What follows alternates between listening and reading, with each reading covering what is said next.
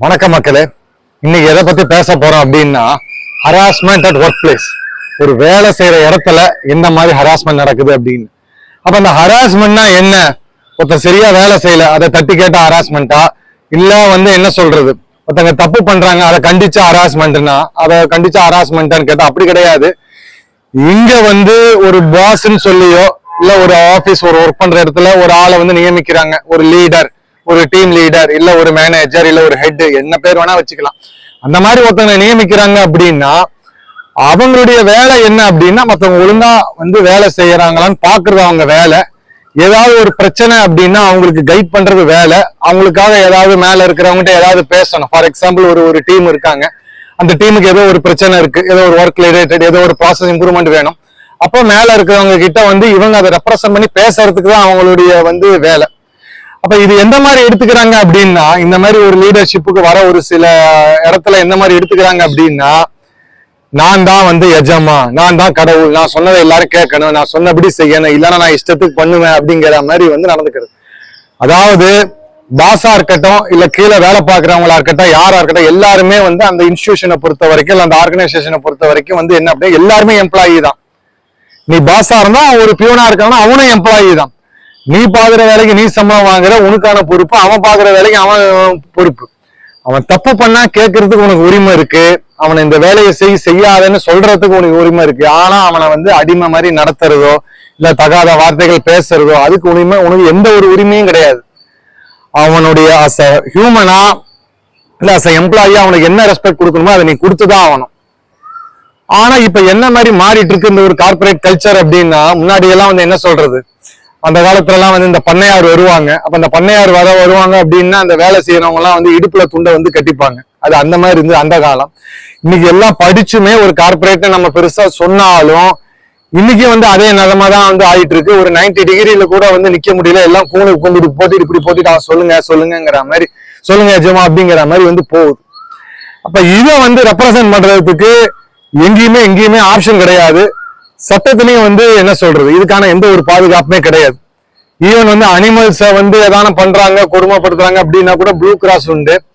ஆனா மனிதர்களை ஒரு ஆபீஸ்ல வேலை பார்க்குற ஒரு எம்ப்ளாயிய ஏதோ ஒரு ஹராஸ்மெண்ட் பண்றாங்க அப்படின்னா அவங்களுக்கு என்ன சொல்றது, ரெப்ரசன்ட் பண்றதுக்கு எதுவுமே இல்லை. அப்ப நீங்க சொல்லலாம், ஏன் ஒவ்வொரு வேலை பார்க்குற ஆபீஸ்லயுமே இருக்குமே மேலதிகாரிகள் தப்பு பண்ணா கூட சொல்றது. எஸ், நீங்க சொல்லலாம். ஆனா சொன்னாலும் அவங்க நடவடிக்கை எடுக்கிறது இல்லை. அவங்கள ப்ரொடெக்ட் பண்ணணும்னு பாக்குறாங்க. அவங்களுக்கு என்ன ஒரு விஷயம் புரியலன்னா, இவனுமே உன் எம்ப்ளாயி தான். நீ ஏதோ மேல இருக்கிற டாப்ல இருக்கிறவங்க மட்டும் தான் உன் எம்ப்ளாயி நினைச்சிட்டு இருக்க. இவனுமே உன் எம்ப்ளாயி தான். இவனையும் ப்ரொடெக்ட் பண்றது உன்னுடைய கடமை தான். நீ இவனை ப்ரொடெக்ட் பண்ணாலே அவன் நம்பிக்கையா இருப்பான். நீ அவனை ப்ரொடெக்ட் பண்ணாம அவன் மேல இருக்கிறவங்கிறதுக்காக மட்டுமே நீ அவனை ப்ரொடெக்ட் பண்ற அப்படின்னா கீழே இருக்கிறவங்க வேலை ஒண்ணுமே பண்ண முடியாது. நீ ஒரு 10 பேர் வேலை செஞ்சாலும் அதை வேலையை சூப்பர்வைசன் பண்றதுக்கு மேல ஒரு ஆள் 11ஆவது.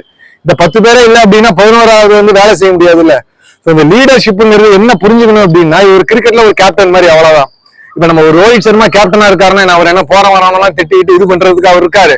கண்டிப்பா அப்ப அதுக்காக அவர் கேட்ச் விட்டா திட்ட மாட்டாருன்னா கண்டிப்பா கோவப்படுவாரு, எல்லாமே பண்ணுவாரு. பட் இருந்தாலும் ஒரு கோஆபரேட் பண்ணி போறதுக்கு என்ன மாதிரி பண்ணணும்னு சொல்றதுக்கு தான் வேலை. ஒரு பிரச்சனை அப்படின்னா மெயினா அவங்க நிக்கணும். அந்த பிரச்சனையை அவங்க சொல்யூஷன் பண்ணணும். ஒரு எம்ப்ளாயி ஸ்ட்ரகிள் பண்றாங்க, அந்த டீம் ஏதோ ஒரு இடத்துல ஸ்ட்ரகிள் பண்றாங்கன்னா அது. பட் ஏதாவது ஒரு பிரச்சனை ஏதாவது அப்படியே நழுவிடுது, நீ பாத்துக்க அப்படின்ட்டு வெறுமை திட்டறதுலையும் இவங்களுடைய என்ன சொல்றது ஒரு அதிகாரத்திமுறை காமிக்கிறதுலையும் தான் அவங்களுக்கு ஒரு சந்தோஷமா இருக்கு. பட் அது ரொம்ப தப்பு. How you expect your boss to treat you, you treat your subordinates. உனக்கு மேல இருக்கிறவங்க உன்னை எப்படி நடத்தணும்னு நினைக்கிறியோ அது மாதிரி நீ உனக்கு கீழே இருக்கிறவங்க நடத்து. இதே மாதிரி எல்லாரும் நினைக்கணும். நினைச்சா பிரச்சனை கிடையாது. இப்ப நான் என்ன சொல்றேன், நீ சரிப்பா நீ ஒரு 10 பேருக்கு நீ பாஸா இருக்க, இல்ல ஒரு ஹெட்டா இருக்க, நீ அந்த 10 பேரை மிரட்டுறானா, உனக்கு மேல ஒரு பாஸ் இருக்கான்ல, அவனுக்கு நீ கும்பிட்டு போட்டு தானே ஆகணும். இப்ப நீ இவனை மிரட்டுற மாதிரி திட்டுற மாதிரி அசிங்கமா பேசுற மாதிரி உன்ன அவங்க பேசுனா எப்படி இருக்கும்? அப்ப நிறைய பேர் என்ன சொல்லுவாங்களா, அந்த நிலைமையில தான் வந்தேன், என்ன நிறைய பேர் பேசியிருக்காங்கன்னா உன்ன நிறைய பேர் பேசியிருக்கலாம். ஆனா நீ ஒரு நல்ல லீடரா இருந்துட்டு போய் புரிஞ்சுதா, நீ ஒரு 10 நல்ல லீடரா உண்டாக்கு. நீ ஒரு நல்ல லீடரா இருந்தா உன்னை பார்த்து அவனை பத்தினான். எவனோ ஒருத்தன் உன்னை கேவலப்படுத்தினாங்கிறதுக்காக நீ அடுத்தவனை கேவலப்படுத்துறதுல என்ன ஒரு இது இருக்கு? இன்னொன்னு, இந்த அதிகாரங்கிறது டெம்பரவரி தான். நம்ம யாருமே என்ன சொல்றது ஏமானோ இல்ல பிரம்மனோ கிடையாது. அந்த அளவுக்கு நமக்கு அதிகாரம் கிடையாது. இந்த மனித பிறவியே டெம்பரவரி தான். இந்த உடம்புல இருக்கிற உயிர், இந்த ஆன்மா டெம்பரவரி தான். எனி டைம் அது போகும். நீ புடிச்சு வச்சுக்கலாம் முடியாது. போனா எல்லாருக்கும் என்ன சொல்றது, அதே 6 அடி தான் எனக்கு தெரிஞ்சு. இப்போ 6 அடி இடம்லாம் கூட எங்கேயுமே யாருக்குமே கிடையாது. எல்லாருக்குமே அந்த எலக்ட்ரிக் தான். சுவிட்சை போட்டு விட்டாங்க அப்படின்னா நமக்கு ஒரு 1 or 2 minutes சாம்பல் வந்துடும். அந்த ஒரு கப்பு சாம்பார் தான் எல்லாருக்கும். அது எவ்வளவு பெரிய அதிகாரத்துல இருந்தாலும் சரி. அப்ப இருக்கிற வரைக்கும் தான் ஆட்டம், அவ்வளவுதான். இன்னொன்னு வந்து நம்ம சொல்றது வர்றது என்ன அப்படின்னா, அப்போ வந்து நம்ம வந்து என்ன சொல்றோம் அப்படின்னா, அப்போ உங்க கையில அதிகாரம் இருக்குன்னா நீ நல்லதை பண்ணு. உன்னால 4 பேர் நல்லா இருந்தான்னு சொல்லி இருக்கட்டும். உங்க கையில அதிகாரம் இருக்கலாம். அப்ப நீ நினைச்சா ஏதாவது பண்ணாலும் பண்ணு. நல்ல வேலை பாக்குறவனா மோட்டிவேட் பண்ணு. ஒருத்தன் சரியா வேலை பார்க்கல, ஒருத்தன் வந்து தப்பு பண்றான் அப்படின்னா அவனை கண்டி தப்பே இல்லை. தெரியாம பண்றான்னா அவனை வந்து திருத்தப்பாரு. திமிருக்கு பண்றான்னா கண்டிப்பா அவன் மேல என்ன ரீதியா நடவடிக்கைமோ அதை இருக்கணும். இது சும்மா எல்லாரையும் உருட்டுறது மிரட்டுறது அது மாதிரி பண்றதே இன்னைக்கு ஒரு ஃபேஷனா இருக்கு. அந்த மாதிரி பண்ணி அடுத்தவங்களை பயமுறுத்துறவங்களை என்ன சொல்றது, அவங்க வந்து நல்லவங்க, இவங்கதான் வந்து நல்லா வேலை பார்க்கறவங்க அப்படிங்கிற மாதிரி வந்து மாறுது.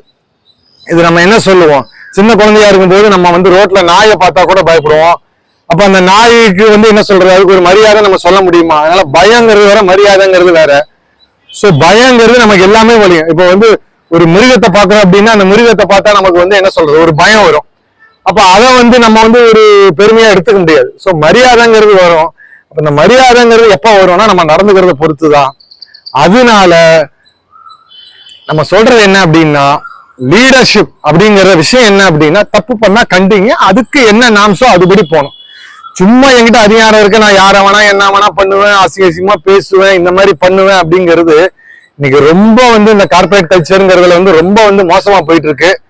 அது வந்து என்ன சொல்றது, அதுக்கு வந்து கவர்மெண்ட் வந்து ஒரு ஸ்ட்ராங்கான சட்டம் போடணும். அவங்க ஒரு போர்ட்டல் போடணும். ஆல்ரெடி நமக்கு ஹியூமன் ரைட்ஸ் கமிஷன் இருக்கு. பட் அவங்க எந்தெந்த மாதிரி விஷயத்துலாம் வராங்கன்னு தெரியல. இந்த மாதிரி ஆபீஸ்ல நடக்கிற பிரச்சனைகள், ஒரு ஹராஸ்மெண்ட் நடந்தா அதுக்கு வந்து ரெப்ரஸன்டேஷன் ஒண்ணு இருக்கணும். அந்த மாதிரி சட்டமே இருந்து கவர்மெண்டே வந்து ஒரு போர்ட்டல் மாதிரி கொடுத்து கவர்மெண்டே அதை பண்ணாங்க அப்படின்னா கண்டிப்பா வந்து மத்த இன்ஸ்டிடியூஷன், மத்த ஆர்கனைசேஷனுக்கு ஒரு பயம் இருக்கும். அப்ப அவங்களும் வந்து என்ன சொல்றது, அதை கட்டுப்பட்டு நடப்பாங்க. பட் அந்த மாதிரி இல்லாதனால ஒண்ணுமே பண்ண முடியல. ஏன்னா இன்னைக்கு யூனியன்ஸ் அப்படின்னு சொல்லி எல்லா இடத்துலயும் இல்ல, ஒரு சில இடத்துல தான் அந்த யூனியன்கிற கான்செப்ட்ல இருக்கு. அப்படி அந்த யூனியன் இருந்தாலுமே வந்து இன்னைக்கு சட்டங்கள் வந்து அதுக்கு சாதகமா இல்ல. நாளைக்கு கோர்ட்டு கேஸ்ன்னு போனாலுமே வந்து என்ன சொல்றது, அவங்களுக்கு அகைன்ஸ்டா தான் வருது. அப்போ ஒரு எம்ப்ளாயிங்கிறவன் அடிமையா தான் அவனை வந்து ட்ரீட் பண்ணக்கூடாது. அவனுக்குன்னு ஒரு செல்ஃப் ரெஸ்பெக்ட் இருக்கு, அவனுக்குன்னு ஒரு ஹியூமனிட்டின்னு இருக்கு, அவனுக்குன்னு ஒரு டிக்னிட்டி இருக்கு. நீ சும்மா உன் கையில அதிகாரம் இருக்குன்ட்டு அந்த அதிகாரத்து முறை காட்டுறதுங்கிறது வந்து தப்பா இருக்கு. அவன் தப்பு பண்ணா அப்படின்னா அது என்ன நாம்ஸோ அதுபடி வந்து நீங்க கேள்வி கேளுங்க, கண்டிங்க. மற்றபடி வந்து என்ன சொல்றது, நான் நினைச்சா என்ன வேணா பண்ணுவேன்னா அடுத்த நிமிஷம் உனக்கு இது இல்ல ராஜா, அடுத்த செகண்ட் உன் லைஃப் வந்து நிரந்தரம் கிடையாது.